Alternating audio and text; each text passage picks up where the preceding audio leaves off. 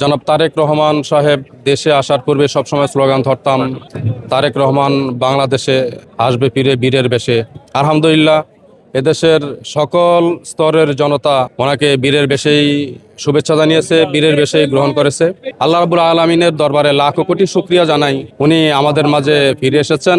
আল্লাহ রাব্বুল আলামিন যেন ওনাকে দিয়ে ওনার বাবা মায়ের অসমাপ্ত কাজগুলো করার সেই তৌফিক দান করেন, আমিন। পরিশেষে আরেকটি কথা বলতে চাই, উনি এদেশের মানুষের ভাষা বুঝেন, আর এই ভাষা বোঝার কারণেই উনি দূর থেকে হলেও উনি এই দলটি বিএনপি অর্থাৎ বাংলাদেশ জাতীয়তাবাদী দল, এই দলটিকে অত্যন্ত সুশৃঙ্খলভাবে পরিচালিত করেছেন।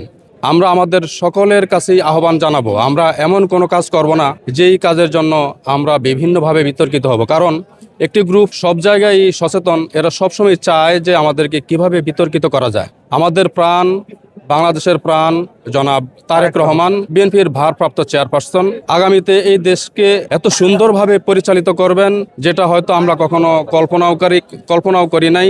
এটা আল্লাহ রাব্বুল আলামিনের দরবারে আমরা ফরিয়াদ জানাই। আগামীতে বাংলাদেশের প্রধানমন্ত্রী হবেন অথবা প্রেসিডেন্ট হবেন, অর্থাৎ এই দেশের নীতি নির্ধারক হয়ে আমাদের মাঝে তিনি পূর্বের সকল অসমাপ্ত কাজগুলো করে যাবেন, এই প্রত্যাশা রেখেই আমি আলোচনা শেষ করলাম। আসসালামু আলাইকুম।